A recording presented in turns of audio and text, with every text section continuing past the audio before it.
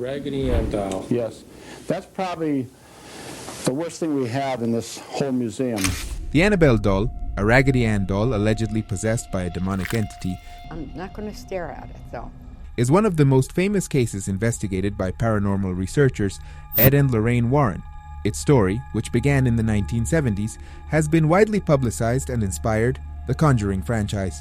Below are 7 documented claims of strange occurrences or events associated with the Annabelle doll, and what Annabelle did to a priest that grabbed and hurled her across the room will haunt you.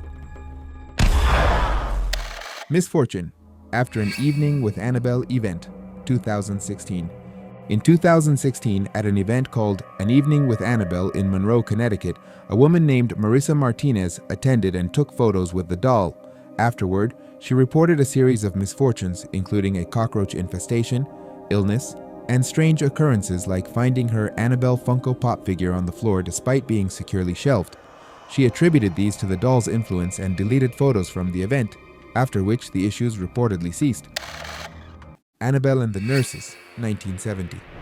Let's go back to where it all began. Donna, a nursing student, received the Raggedy Ann doll as a gift from her mother in 1970. She and her roommate Angie reportedly noticed the doll changing positions or moving to different rooms in their apartment when they were not home. For example, they would leave it on the bed and return to find it in the living room or standing upright against a chair. Initially, they attributed this to mundane causes like jostling, but the movements became more pronounced, such as the doll appearing to kneel, which they couldn't replicate due to its structure. But the third morning, they're talking to the doll, and the arms of the doll are on the chair like this. Suddenly they went up and onto the table. Now this didn't frighten them. This intrigued them. One day, Donna returned home to find the doll on her bed with a red blood-like substance on its hands and chest. This alarmed the roommates, who could not explain the substance's origin. The Warrens interpreted this as a sign of demonic activity, specifically the mark of the beast, though no chemical analysis of the substance was documented. Strangulation Nightmare, 1970. Lou reported a vivid nightmare in which the doll crawled up his body and attempted to strangle him while he slept on the couch. Upon waking, he found the doll staring at him and felt a choking sensation accompanied by scratch marks on his body. This incident prompted the roommates to seek help from a medium and later the Warrens, who claimed the entity was targeting Lou due to his hostility toward it. These slashes come from nowheres. The blood came right through his shirt. The nurses witnessed this. Then, a huge chair rolled across the room. Pictures on the walls came off, started smashing and breaking. Loud pounding sounds. Now they were all frightened. Annabelle and the Warrens, 1970. After the Warrens took possession of the doll, following an exorcism of the apartment, they reported experiencing car trouble while transporting it to their occult museum in Monroe, Connecticut. Ed Warren chose back roads to avoid potential accidents, but the car's brakes and power steering allegedly failed multiple times.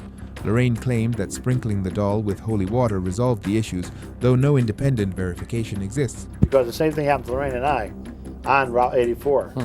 You can't control the car. After bringing Annabelle to their home, the Warrens reported that the doll levitated and moved around their house. Ed placed it in his study, but it would allegedly appear in other rooms. To contain it, they placed the doll in a glass case with a warning sign, positively, "Do not open." These claims lack corroborating evidence beyond the Warrens' accounts. Motorcycle crash after mocking the doll, 1970s. A visitor to the Warrens' occult museum allegedly taunted the Annabelle doll. After I told him about the doll and many other things, he came over here. I was standing over in the other corner. He started tapping on this glass and said, "I don't believe any of this is a bunch of hooey." Ignoring warnings not to provoke it. He said, "If that doll can do anything, let it do something to me right now. Put a slash on me." I put him out of the building.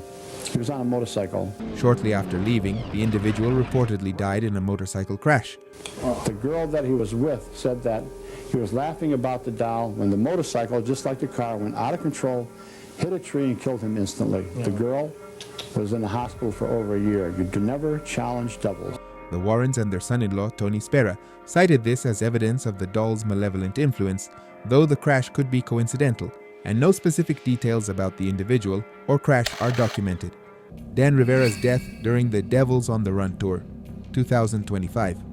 On July 13, 2025, paranormal investigator Dan Rivera, a senior lead investigator for Nesper, died suddenly in a Gettysburg, Pennsylvania hotel room while on the Devils on the Run tour showcasing the Annabelle doll.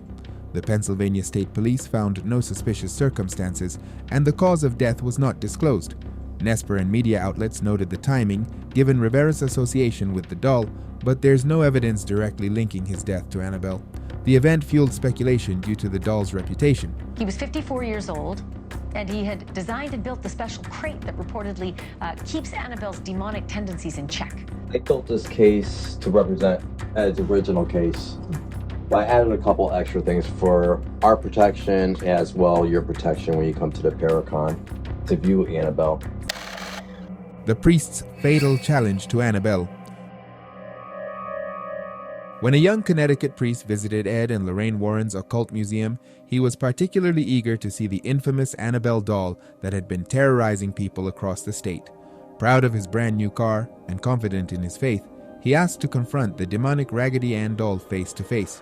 What happened next would shake the very foundation of his beliefs. I brought him into the museum. It's in a chair. He looks at it, just like the guy in Hartford. He walks right over to it, never said a word, picked it up and threw it right across the room. God is more powerful than a devil. Ed Warren agreed, but warned him, God may be more powerful, but in that moment, the priest wasn't protected. God is more powerful than millions of devils, but he wasn't. He found that out. Less than an hour later, as the priest drove home on Route 84, his brand new car suddenly went completely out of control. A massive tractor-trailer truck slammed into his vehicle, shearing off half the car in a devastating collision that should have killed him instantly.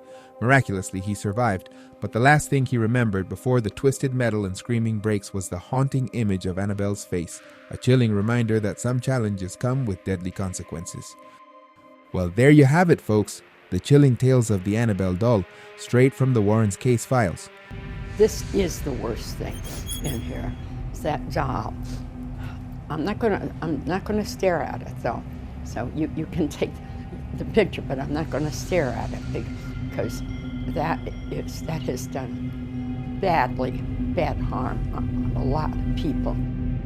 However, the lack of empirical evidence and the Warrens' controversial reputation as fame-hungry investigators mean that these stories should be approached with skepticism. But what do you think?